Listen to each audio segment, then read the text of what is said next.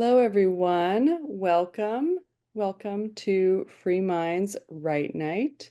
We'll just give it a minute for everyone to get connected. And then we'll get started shortly. In the meantime, for folks who are just joining us, you can go ahead and post in the chat. Let us know where you're joining us from, if this is your first Write Night or if you're a longtime Write Nighter. Just love to get a sense of who all is here with us.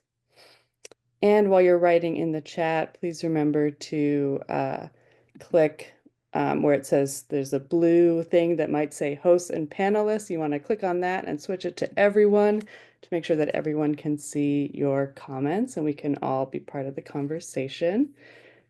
All right, I see we got folks from Norfolk, Virginia. Awesome. Love to see folks join in from the DC area and beyond. We got Maryland in the house. Welcome, everyone. Arlington. Yeah. All right.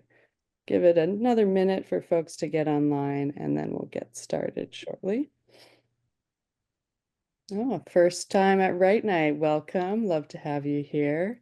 For any of our first timers, feel free to let us know what brought you to Write Night as well. Love to hear how folks heard about it, what made you join us tonight. All right, it looks like we've got enough folks online now, so I imagine folks will keep joining in, but we'll go ahead and get started. So welcome everyone. My name is Julia. I'm the Deputy Director here at Free Minds. I'm so excited to be here with all of you tonight for our May On the Same Page Write Night, a mutual exchange of hope and healing between incarcerated poets and our whole community. Our featured poet ambassadors tonight are Free Minds members Tariq and Immanuel, who will be in conversation with my co-host Carlos, our community outreach facilitator, sorry. And I want to extend a warm welcome to all of our returning Write Nighters, as well as our new folks who are joining us for the first time tonight.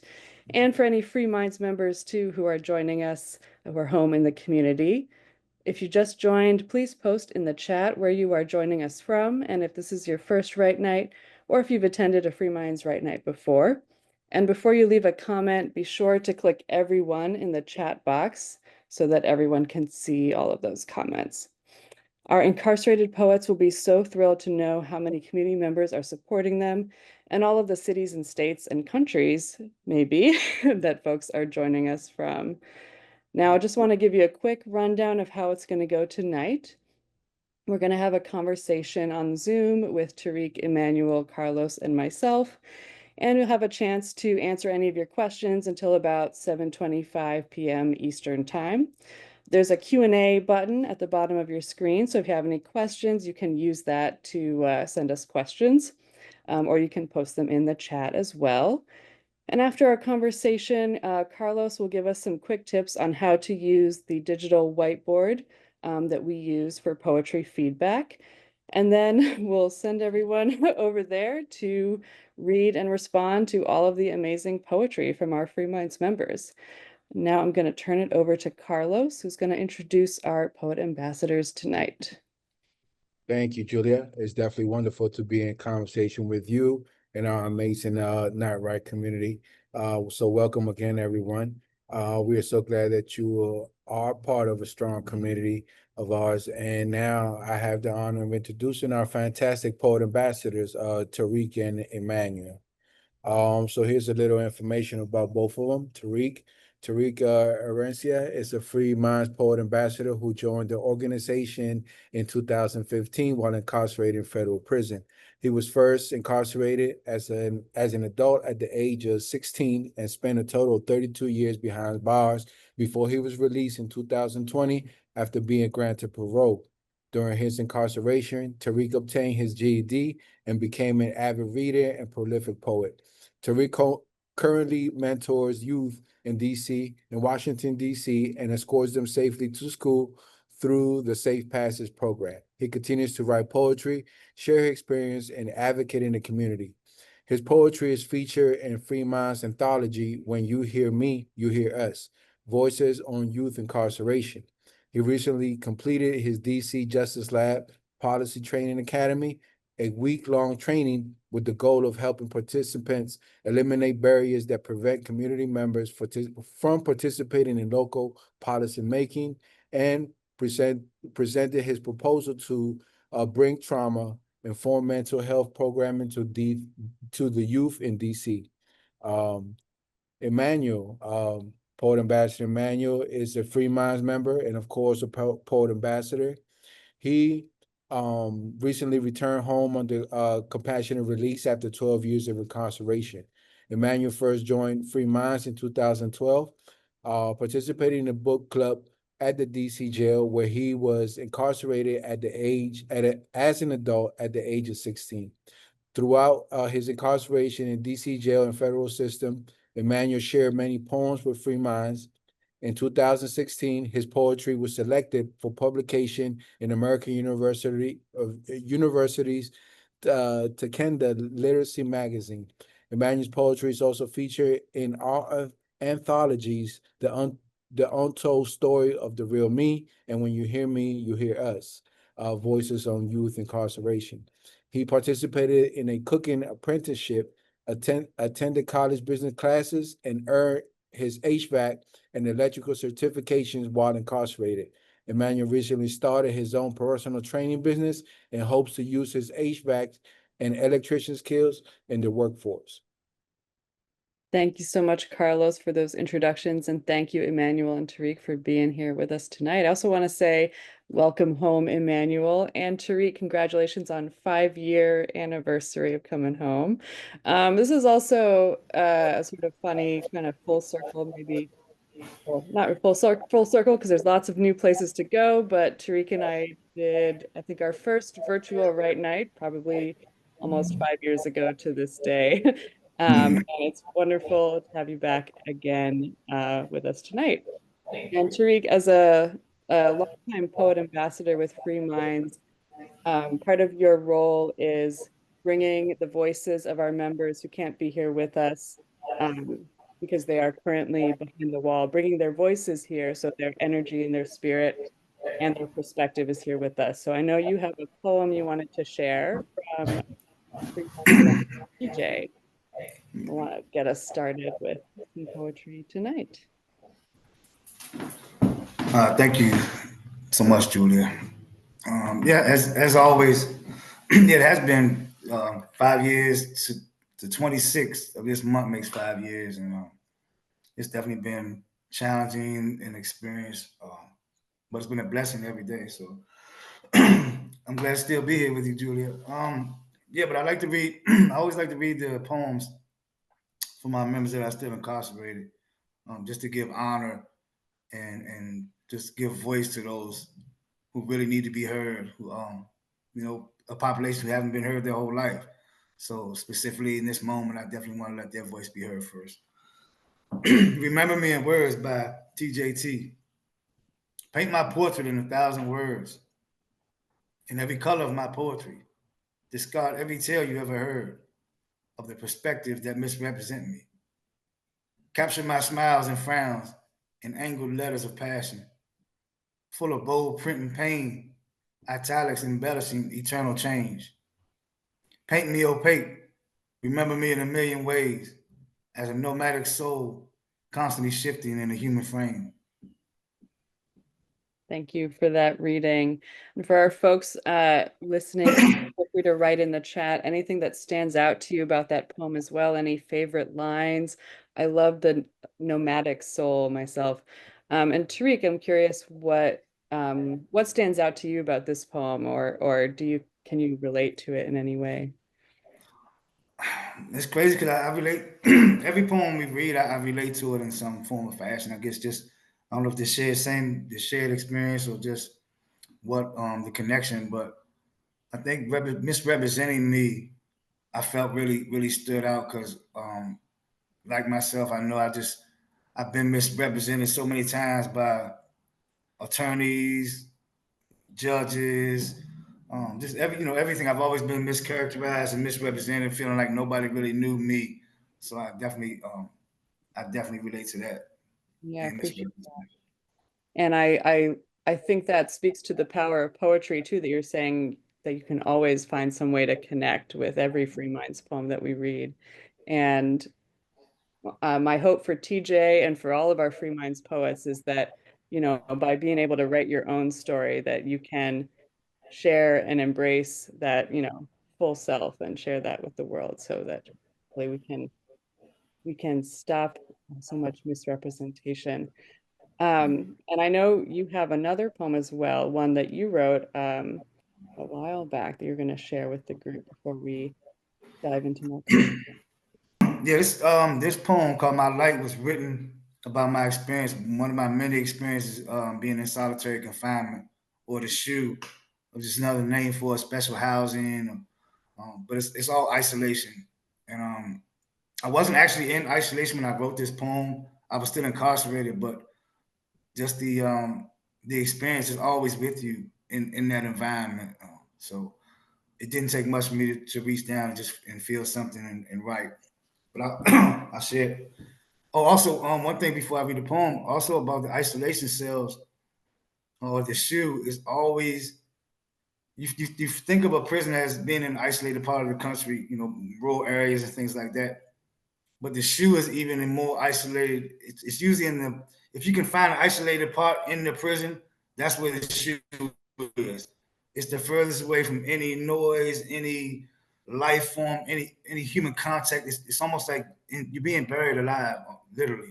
Um, and the sensory deprivation. There's no clocks on the wall. A lot of times no windows, so you can't tell if it's night or day. You can't tell what time it is. So yeah, I'll just share this real quick. My light by Tariq. Deep within the shoe, complete solitude, just you, yourself, and you. No sense of time, years, months, or days. Trying to measure by the standing counts or the food trays. Sensory deprivation. How can that be? The weight of the darkness I feel, a quiet so loud I see. How much more can I take? How much longer before I break? The daily struggle for sanity with every breath I fight, never giving up or losing hope, praying for just a glimpse of light. Wow. Thank you again for that reading. And I was going to ask you sort of what inspired that, but you already answered that.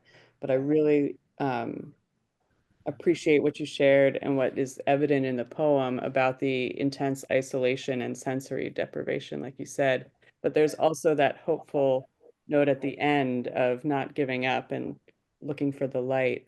Um, I'm curious if you could share about how writing about these difficult or isolating experiences, um, well, do you feel that writing helped you cope in that situation? I know you said you wrote it when after you've been in the shoe, but still dealing with the effects of isolation. Um, yeah, I was actually thinking about that today when you did. I forget what event we were doing, but you always have icebreaker, and one of them was like, what's the first word you think of when you think of poetry? And I was thinking about that today, and what came to mind was release for me. And I said that to say that because for me, poetry, I wasn't a poet writer or a fan of poetry before I became involved with Free Minds, and so what it really allowed me every time I wrote or even I thought about a sentence or I thought about a theme of how I began writing a poem, every part of that process was a release for me.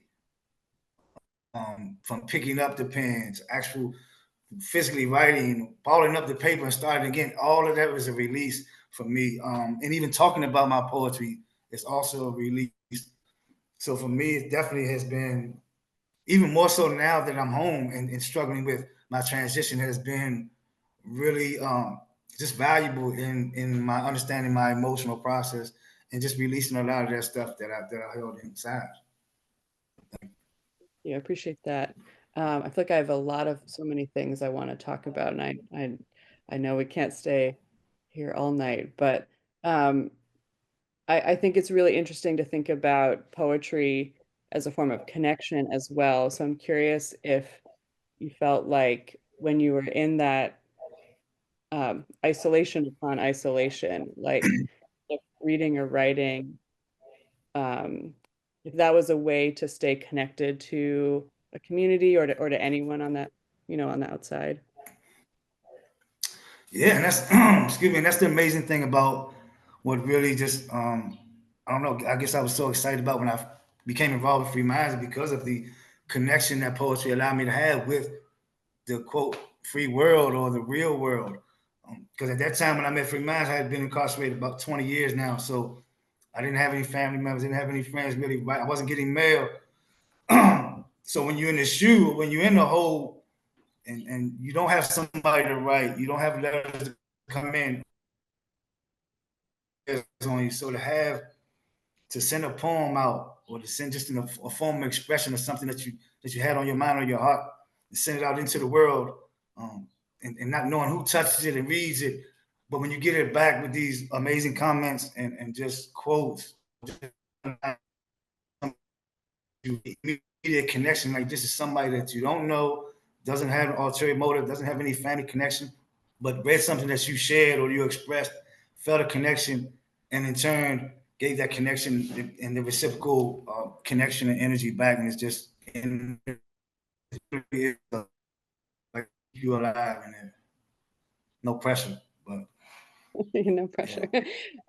You were breaking up a little bit at the end there, but I think we got the main idea. It was just a couple words that were a little, but for our new folks tonight too, we're going to get into a little later too, some tips, advice for making that connection, through the poetry feedback. I just have one more question, Tariq, that I want to ask you before we turn over to Emmanuel. But May is Mental Health Awareness Month, and I know you just recently completed this project with the DC Justice Lab Policy Training Academy. So I was wondering if you could just share a little bit about that with us. Tell us a little bit about the project and why you wanted to work on that.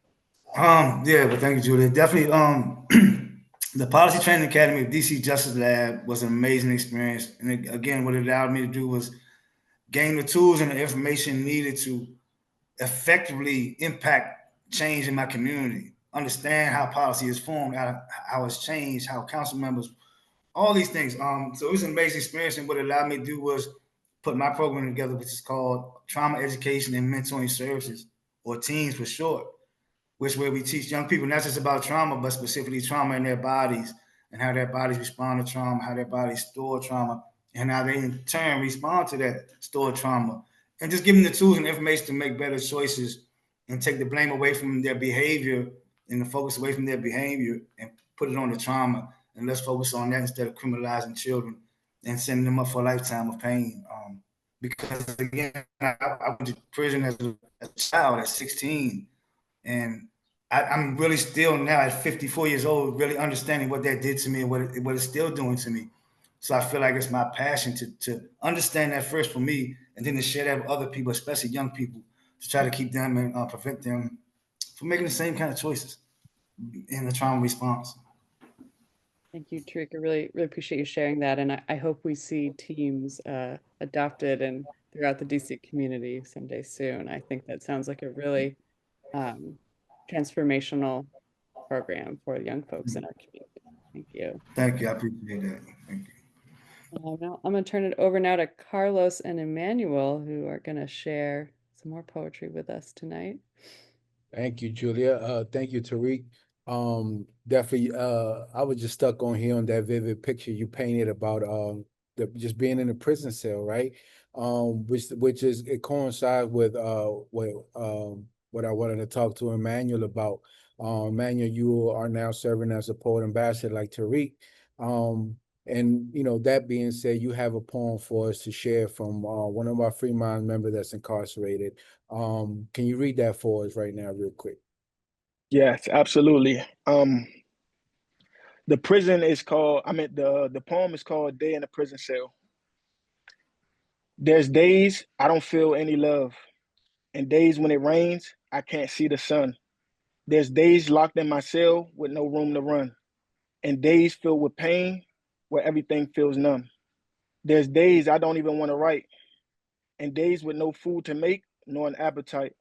There's days locked in a cell with only myself to fight, and days full of rage that I sleep off at night.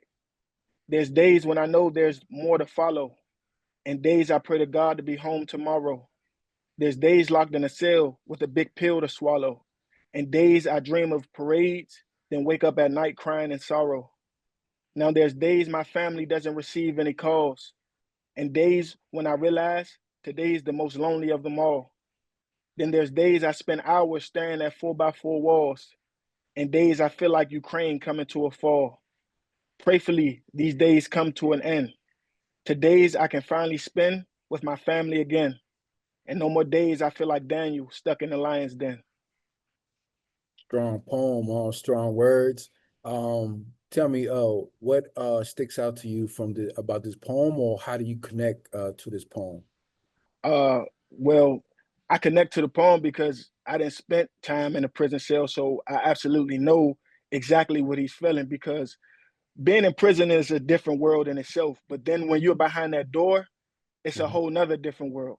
So it's layers on layers of isolation, right? And so it's times when you might be on lockdown and you might not hear from your family for weeks or months, or your family might not hear from you for weeks or months, and you don't know what's going on that outside world, and you might have to call home, and then you call home to something that you really don't want to hear, like a loved one being gone, and you just spent a month on lockdown inside a cell, and it's like now it's like I was just so isolated. Now and I come back and it's more negativity on top of the negativity that I face. So it's like it's a real fight to stabilize your mentality when you in that cell.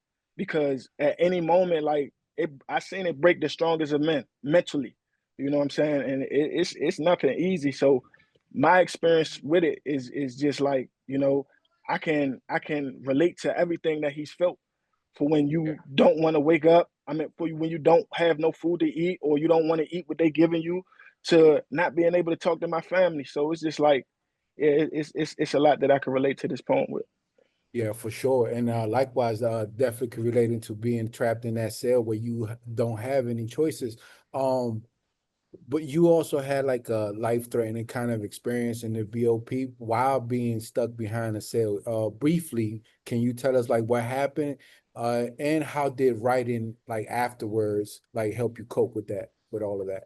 Absolutely. There was it was a time, and it was during COVID, not too long ago, about 5 years ago, that I had a medical situation where my appendix had ruptured, and I was stuck in a cell for 3 days with no help.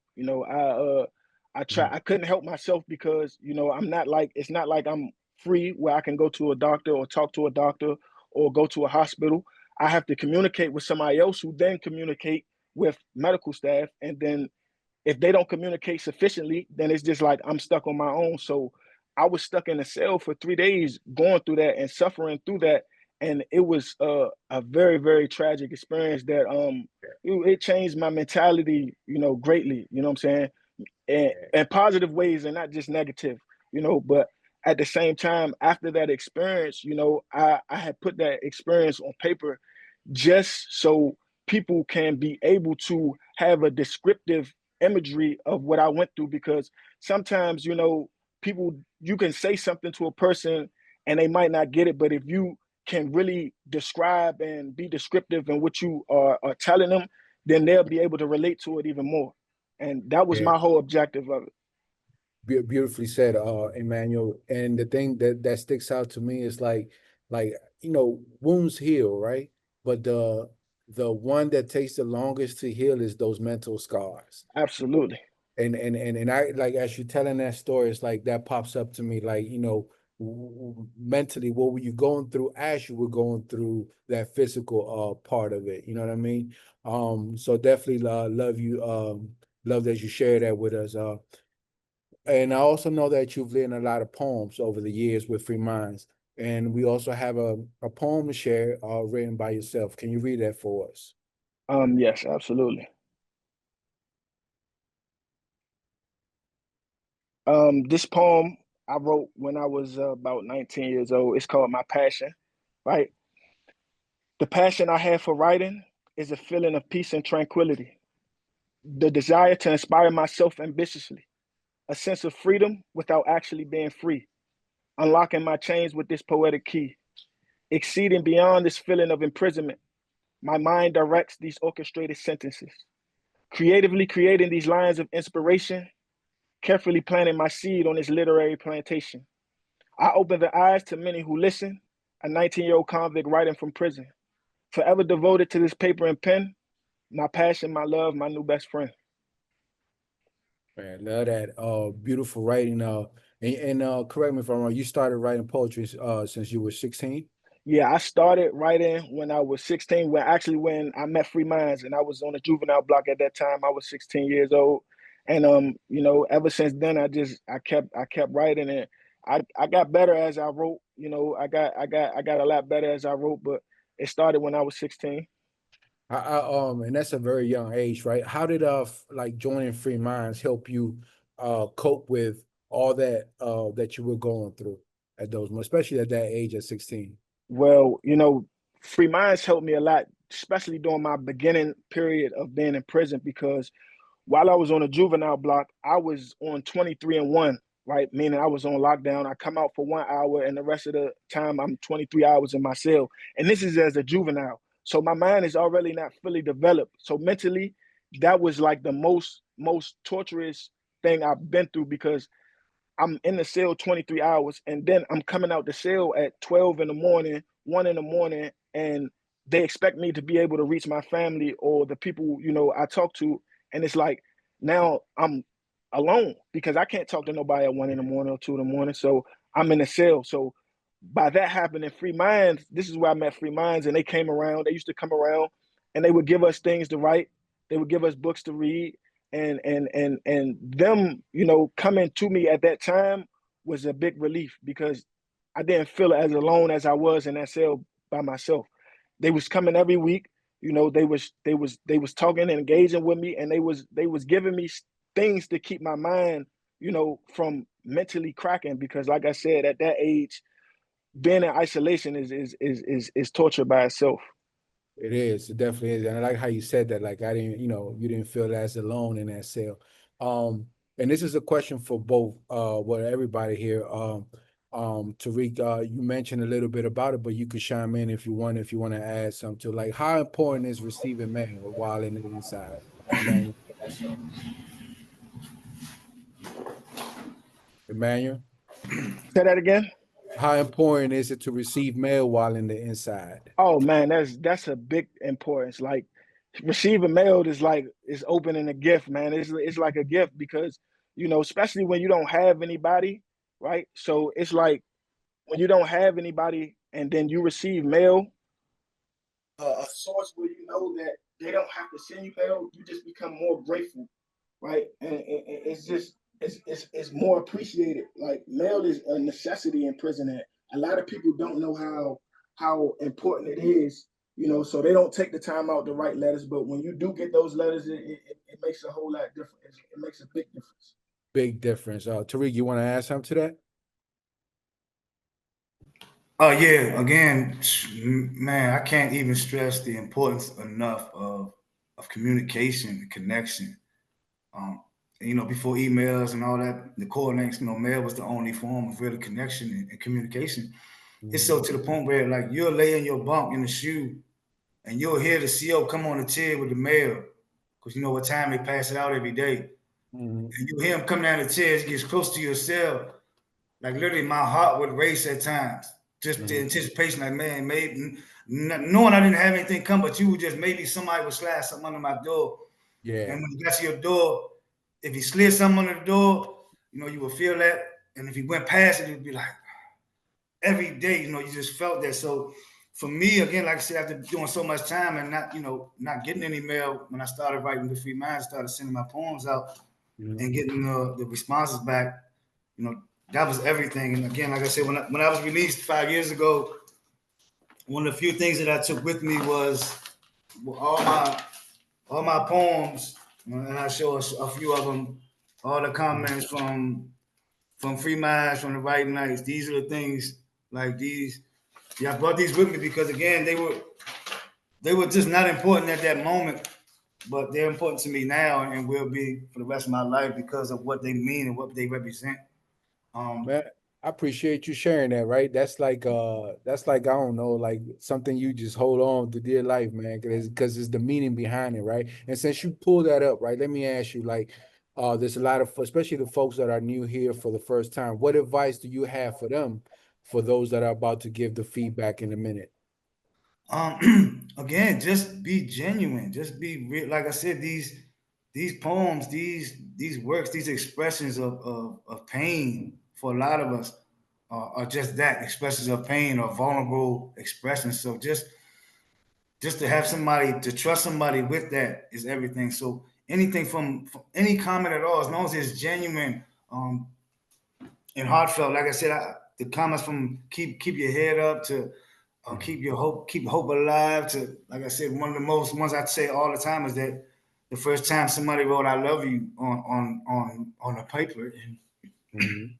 I get emotional every time because it just brings me back to that moment. And like I say every time, in prison, love is not an emotion that you feel. It's not one that you see, and it's not one that you even hear. You don't hear people say "I love you" in there. You don't hear it passing by. So it's almost like it leaves you almost. You have to find ways to hold on to love. And if you don't have that in your life in some form, or if you don't love yourself, um, it really it will disappear from your life, from your existence. So to have somebody, a complete stranger, tell me just from reading my words, "I love you" as a human being means everything. So I yeah. like that, Tariq. Thank you for sharing that. Emmanuel, any tips for the people that's about to get a feedback to the poem here tonight?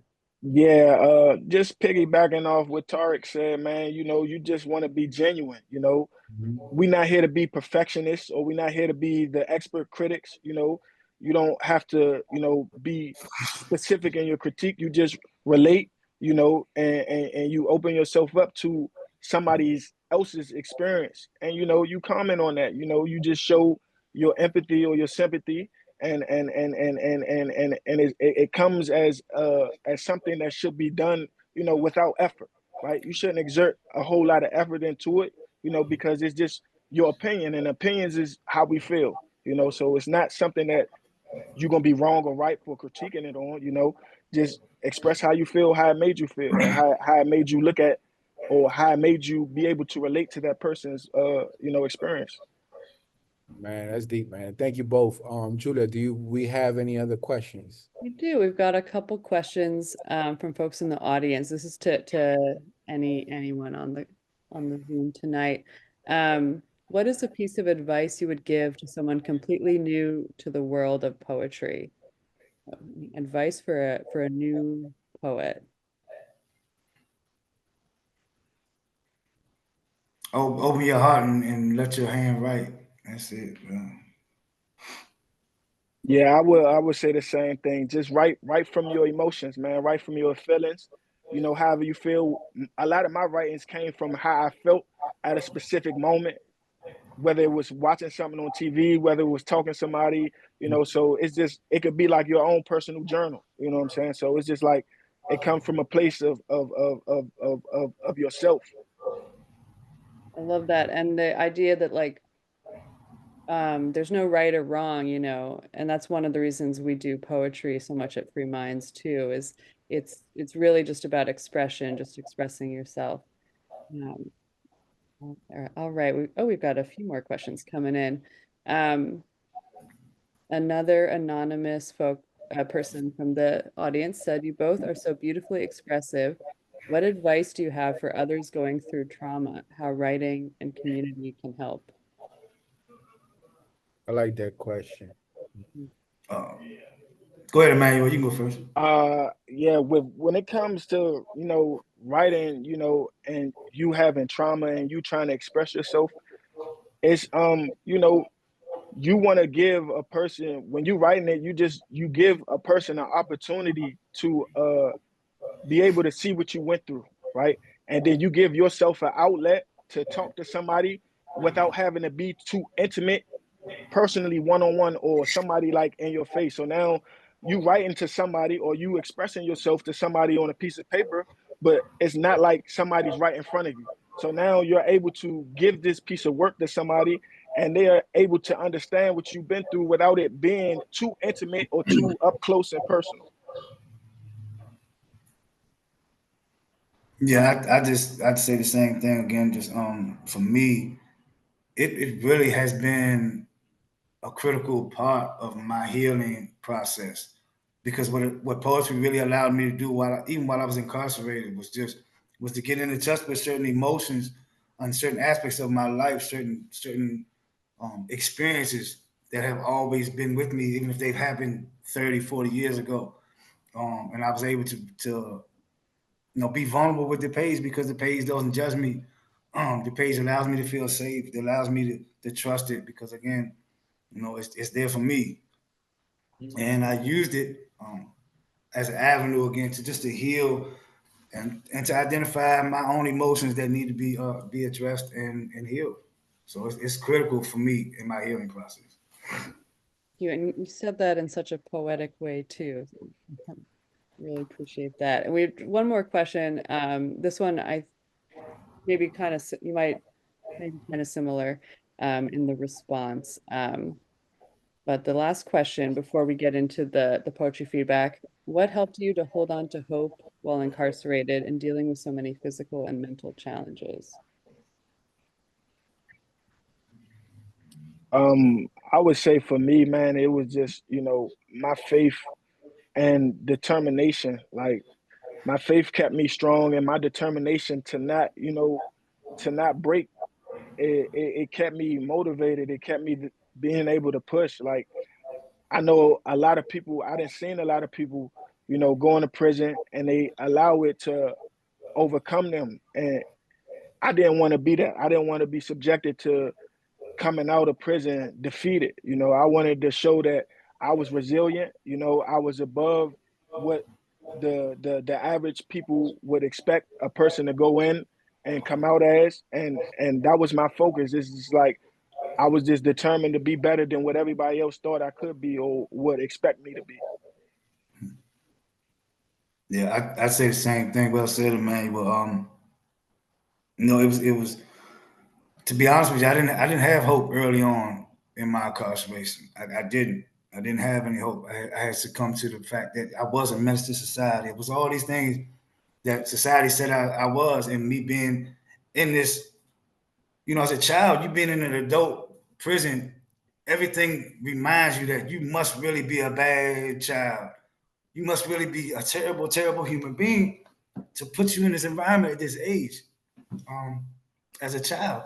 So it just reinforced, and I had to live up to that in that environment. It served me as a survival tactic, as a survival tool, to be aggressive, to be violent, to be all these things in that environment. So I didn't have time to look for hope because I had to survive.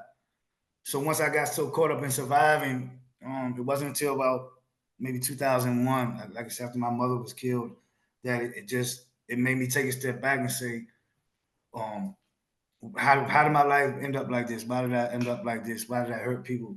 And the hurt people thing. So just from that moment, that's when I really began to not just have hope, but hope to just be a better person, a different person than society had given me the perception of.